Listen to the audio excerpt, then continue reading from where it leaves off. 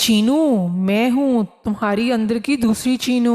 तुम ऐसा करो कि अपने अब्बू से झूठ बोल दो और बच जाओ, वरना तुम्हें बहुत मार पड़ेगी। नहीं नहीं चीनू, ये गंदी चीनू है। मैं हूँ अच्छी चीनू। तुम अपने पापा से झूठ नहीं बोलोगी, ये गलत है और झूठ बोलना बहुत बुरी बात है। नहीं नहीं चीनू, ये तो पागल है, ये तुम्हें मार पड़वा देगी। तुम इसकी बात बिल्कुल भी मत सुनना। अगर तुमने इसकी बात सुन ली तो तुम्हें मार भी पड़ेगी और डांट भी। तो क्या तुम मार खाना चाहती हो? ऐसा करो, तुम मेरी बात सुनो, तुम सारा इल्जाम अपने भाई पर लगा दो। नहीं चीनू, वो गलत कह रही है। नहीं चीनू, मैं ठीक कह रही हूँ। नहीं नहीं नहीं, तुम मेरी बात मानो।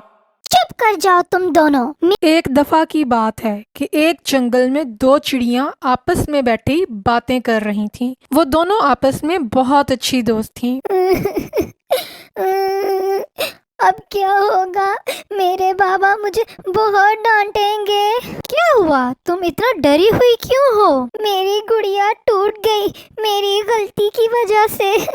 तो इसमें इतना डरने वाली क्या बात है चीनू चिड़िया? सोनी चिड़िया, मैं तुम्हें क्या बताऊं? चीनू चिड़िया सोनी चिड़िया को सारी बात बताती है। चीनू, वो बहुत महंगी गुड़िया है, 5,000 की है। मेरे पास सिर्फ 2,000 रुपए हैं। मामा, वो बिल्कुल जिंदा जैसी है। प्लीज मुझे वो गुड़िया ले देना। वो पढ़ भी सकती है, वो लिख भी सकती है। वो तो मुकम्मल रोबोट की तरह है। उसके होते हुए मुझे किसी दोस्त की जरूरत भी नहीं होगी। प्लीज मामा, मुझे वो गुड़िया ले देना।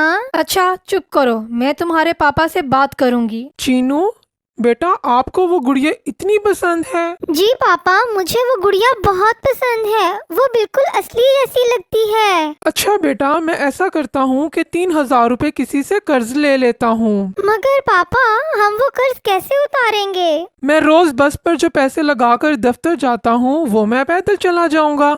इस तरह किराए के पैसे बच जाएंगे। रहने दे पापा, आप इतनी गर्मी में कैसे जाएंगे पैदल? मैं अपनी बेटी के लिए कुछ भी कर सकता हूँ। जरा सी धूप ही तो बर्दाश्त करनी है, इसमें क्या मुश्किल है? मैं पैदल चला जाऊंगा। फिर चीनू के पापा उसकी मामा को पैसे देते हैं। ये लो पैसे, और मेरी बेटी को कल ही गुड़िया ला के दो। इस तरह चीनू अपनी दोस्त को सारी कहानी सुनाती है। तो चीनू, तुमसे वो गुड़िया टूटी कैसे? क्या बताऊं सोनी, मैं वो उस गुड़िया के साथ खेल रही थी और बारिश हो गई। मगर मैं बारिश में भी खेलती रही। बस फिर क्या था, एक धमाका हुआ और गुड़िया में से धुआं निकला और वो पहले काली हुई, फिर उसके बाजू पांव और जिस्म अलग अलग हो गए और वो टूट गई। ओहो चीनू, ये तो वाकई बहुत बड़ा मसला हो गया है। सोनी, मुझे बताओ अब मैं क्या करूं? चीनू, मेरे पास एक बहुत अच्छा आइडिया है।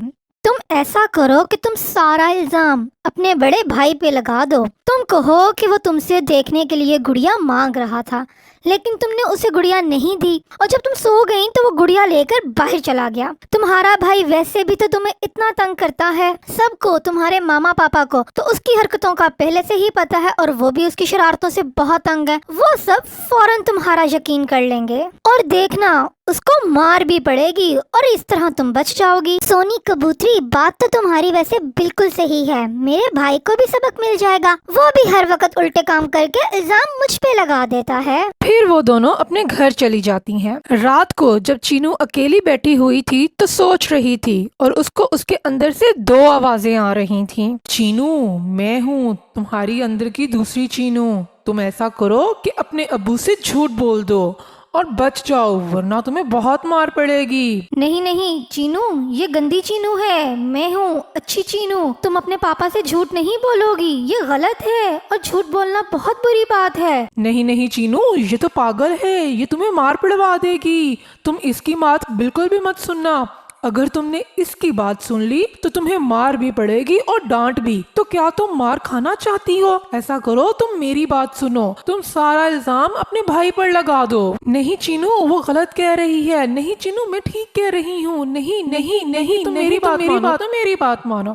चुप कर जाओ तुम दोनों। मेरा भाई जो भी करता हो, मगर क्या मुझे अपने बाबा से झूठ बोलना चाहिए? नहीं, कभी भी नहीं। मेरे बाबा कितने दिनों से इतनी धूप में पैदल चल के जा रहे हैं सिर्फ मेरे लिए। एक तो मैंने उनकी मेहनत पर पानी फेर दिया और ऊपर से मैं उनसे झूठ बोलूं? नहीं, बिल्कुल भी नहीं। मैं उनको सच बताऊंगी। क्या होगा, मुझे डांट पड़ेगी, वो गुस्सा करेंगे मुझ पे, कोई बात नहीं। और वैसे भी जब भाई ने पड़ोसियों के बच्चों की गॉल घुमा दी थी तो बाबा ने उसको कितना मारा था। नहीं, मैं अपने बाबा से झूठ नहीं बोलूंगी। फिर अगले दिन चीनू और उसके बाबा नदी पर पानी पीने जाते हैं। चीनू अपने बाबा से कहती है, बाबा प्लीज प्लीज बाबा, मुझे माफ कर दे। चीनू, तुम्हें क्या हुआ? चीनू, क्या हुआ? तुम इस तरह माफी क्यों मांग रही हो? मुझे बताओ तो। फिर चीनू अपने बाबा को सारी बात बताती है कि उससे किस तरह गलती से गुड़िया टूट गई, और जब उसने सोनी कबूतरी को ये बात बताई तो उसने उसे क्या कहा। फिर चीनू के पापा उससे कहते हैं, चीनू,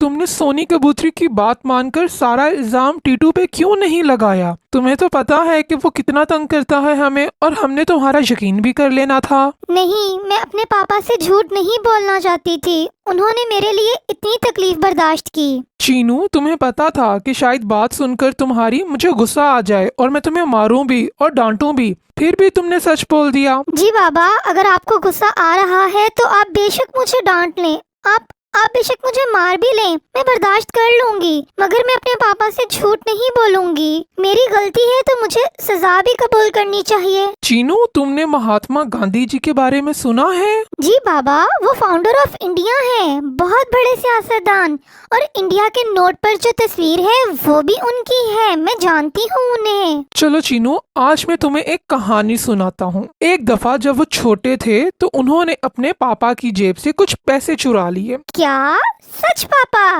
ऐसे कैसे हो सकता है? वो इतने बड़े इंसान थे और ऐसी हरकत कैसे कर सकते हैं? बेटा, जब इंसान छोटा होता है तो वो ऐसा ही होता है, मगर ये उसने खुद फैसला करना होता है कि उसने कौन से रास्ते पर चलना है, अच्छे या बुरे रास्ते पे, सच्चाई वाले रास्ते पर या गलत रास्ते पर। लेकिन जब उन्होंने पैसे चुराए तो उन्होंने ऐसा किया कि जब उनको एहसास हुआ तो वो बहुत शर्मिंदा हुए और उन्होंने अपने पापा को एक खत पर लिखकर सारी बात बता दी। उनके पापा ने तो ये नोट भी नहीं किया था कि उनके पैसे गुम हुए हैं। वाकई पापा? फिर आगे क्या हुआ? चीनू, देखो, वो चाहते तो झूठ बोल सकते थे या चुप रह सकते थे और आइंदा ऐसा ना करते, मगर उन्होंने अपने अब्बू को खत लिखा और उनको बता दिया और माफी मांग ली। पापा, इससे उनको क्या फायदा हुआ? वो चुप रह सकते थे और आइंदा चोरी ना करते। नहीं बेटा, यही तो बात है। अगर वो चुप रहते तो आज उनका इतना नाम रोशन कभी भी ना होता, आज इंडिया के नोट पर उनकी तस्वीर ना होती। क्या पापा? मुझे कुछ समझ नहीं आ रही। उन्होंने अपने बाबा को बता दिया। उन्हें पता था कि इस तरह उनकी इज्जत उनके बाबा की नजर में कम नहीं होगी। अगर वो ना बताते तो उनको पता होता कि वो एक चोर हैं। बाकी बेशक किसी को ना पता हो, लेकिन उनको खुद को पता था कि वो एक चोर हैं और उनकी नजर में उनकी कोई इज्जत नहीं होगी। चीनू बेटा, हम दुनिया को तो धोखा दे सकते हैं मगर खुद को कभी नहीं दे सकते। अगर हम झूठे हैं, हमको तो पता होगा ना कि हम झूठे हैं, बेशक किसी और को ना पता हो। तो क्या हम अपनी खुद की कभी इज्जत कर सकते हैं? अगर खुद हमारी ही नजर में हमारी कोई इज्जत ना होगी तो हम दुनिया के सामने अपनी इज्जत क्या करवाएंगे? और एक और बात, उस दिन गांधी जी ने मार को बर्दाश्त करने का फैसला किया मगर सच को ना छोड़ा। उन्होंने उस दिन सच को अपनाया और गलत के बजाय तकलीफ बर्दाश्त करने को अपनाया, तो फिर आगे बढ़ने से कोई नहीं रोक सका उनको। उन्होंने बचपन से ही फैसला कर लिया था कि वो तकलीफ बर्दाश्त कर लेंगे, डांट खा लेंगे, मार खा लेंगे, लेकिन कभी झूठ नहीं बोलेंगे और कभी किसी तकलीफ से ना भागने का इरादा कर लिया और उनको बर्दाश्त करने का इरादा कर लिया और फिर सारी जिंदगी उसी रास्ते पर चलते रहे और फिर उन्होंने अपनी कौम को आजादी दिलवाई। पापा, क्या फैसला किया था उन्होंने? उन्होंने ये फैसला किया था कि उन्होंने अपने पापा की नजरों में गिरना है या खुद की नजरों से। बाबा, अब गुड़िया की वजह से मुझे मारेंगे तो नहीं? आप मुझसे नाराज नहीं हुए? नहीं चीनू बेटा, मैं नाराज तो जरूर हूँ तुमसे, मगर तुम्हारे सच का रास्ता चुनने पे खुश भी बहुत हूँ। बेटा, हमेशा तकलीफ बर्दाश्त करना मगर सच को मत छोड़ना। अगर तुम इस तरह बन जाओगी तो एक दिन तुम भी इन दुनिया में अपना नाम पैदा करोगी। तो बच्चों, इस कहानी से हमें यह सबक मिला कि हमें कभी भी झूठ नहीं बोलना चाहिए।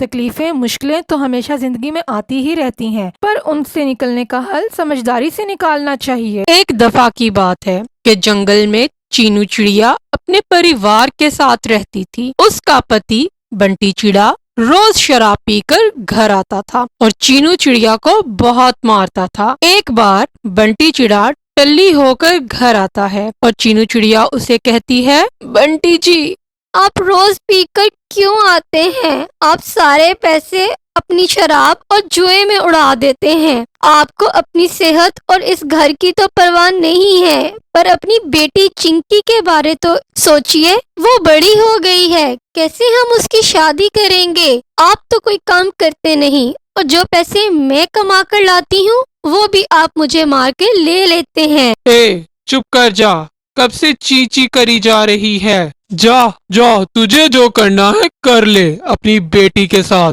मुझे तुम दोनों में से किसी की फिक्र नहीं है, समझी तू? और मुझे पैसे दे, मुझे शराब पीनी है। चल चल जल्दी कर, इधर पैसे दे मुझे। जितनी भी चूड़ियां बेच कर आई है सारे पैसे निकाल दे। नहीं, आज मैं आपको एक पैसा भी नहीं दूंगी। बस बहुत हुआ, मैं ये पैसे अपनी बच्ची के मुस्तकबिल के लिए जमा करूंगी। आप और आपके शराब के लिए तो बिल्कुल पैसे नहीं दूंगी मैं। इतना सुनकर बंटी चिड़ा चीनू चिड़िया को फिर से मारता है। तू मुझे पैसे नहीं देगी? मुझे? कितनी जुबान चलने लगी है तेरी। तेरी जुबान तो आज मैं काटता हूँ। तू मुझे ना करेगी? तेरी हिम्मत कैसे हुई? वो चीनू चिड़िया को और मारता है और उससे सारे पैसे छीनकर ले जाता है। बेचारी चीनू चिड़िया अपनी बेटी को गले लगाकर रोती है। ऐसे ही काफी दिन गुजर जाते हैं। यह बीमार रहने लगी थी कि एक दिन चीनू चिड़िया अपनी बेटी चिंकी से कहती है, बेटा, अब मेरी तबीयत ठीक नहीं रहती। मुझे तेरी शादी की फिक्र रहती है। मेरे बाद तेरा क्या होगा? कौन तुझसे शादी करेगा? तेरे शराबी बाप को तो तेरी कोई फिक्र नहीं। तू क्या करेगी मेरे बाद? चीनू चिड़िया ये बातें कर ही रही होती है कि तभी वहाँ सोनी कबूतरी आ जाती है। क्या हाल है चीनू बहन, कैसी हैं आप? ये आपकी बेटी चिंकी है ना? मैं अपने बेटे सोनू कबूतर का रिश्ता लेकर आई हूँ। मुझे चिंकी चिड़िया जैसी खूबसूरत, सुघड़, शरीफ और पढ़ी लिखी चिड़िया ही चाहिए थी। ये सुनकर चीनू चिड़िया बहुत खुश हो जाती है और सोनी कबूतर को रिश्ते के लिए हाँ कर देती है। अब चिंकी की शादी के दिन करीब आ जाते हैं। एक दिन चीनू चिड़िया बेहोश हो जाती है। उसकी बेटी चिंकी उसे डॉक्टर के पास लेकर जाती है। डॉक्टर चीनू चिड़िया को चेक करने के बाद चिंकी को कहती है, आई एम सॉरी चिंकी, हमने बहुत कोशिश की पर आपकी माँ को नहीं बचा सके। हार्ट अटैक की वजह से उनकी मौत हो गई है। ये सुनकर चिंकी चिड़िया रोने लगती है। ये सब क्या हो गया माँ? तुम मुझे छोड़कर कैसे चले गई? आपकी मौत की जिम्मेदार मैं हूँ। आपको मेरी शादी की फिक्र खाई जा रही थी और अब तो मेरी शादी होने वाली थी ना, फिर भी आप चली गई। तभी उसका बाप वहाँ आ जाता है। मुझे माफ कर दे बेटा, मेरी बुरी आदतों की वजह से तेरी माँ तुझे छोड़कर चले गई। मुझे माफ कर दे, मुझे अपनी गलती का एहसास हो गया है। बंटी चिड़ा चीनू चिड़िया का अंतिम संस्कार कर देता है और चिंकी से कहता है, बेटा, तेरी शादी में 1-2 दिन ही बचे हैं। मेरे पास तो पैसे भी नहीं हैं। तेरी शादी कैसे करूँगा? सारी उम्र बस अपनी शराब की ही फिक्र रही मुझे माफ कर देना बेटा। अब मुझे कुछ समझ नहीं आ रहा, तेरी शादी पे क्या करूँ? तब चिंकी अपनी माँ का एक संदूक लेकर आती है। पापा, ये लीजिए। इसमें माँ ने मेरे लिए कुछ पैसे इकट्ठे किए थे और कहा था कि जब मेरी शादी हो तब मैं इसे खोलकर देखूं। ये लीजिए। बंटी चिड़ा उस संदूक को खोलता है। उसमें पैसे और एक खत पड़ा हुआ था। चिंकी बेटा, ये पैसे मैंने बड़ी मेहनत से तेरी शादी के लिए इकट्ठे किए हैं। अगर मुझे कुछ हो जाए तो इन पैसों से तू अपनी शादी कर लेना। तेरे पापा का तो पता नहीं वो तेरा साथ देंगे भी या नहीं। वो खत पढ़कर दोनों रोने लग जाते हैं। चीनू, तुम जाते जाते भी अपनी माँ होने का फर्ज निभाया है और मैं और तुम्हारी बेटी ये कुर्बानी कभी नहीं भूलेंगे और मैं बहुत शर्मिंदा हूँ, मुझे माफ कर देना। फिर उन पैसों से बंटी चिंकी की शादी करवा देता है।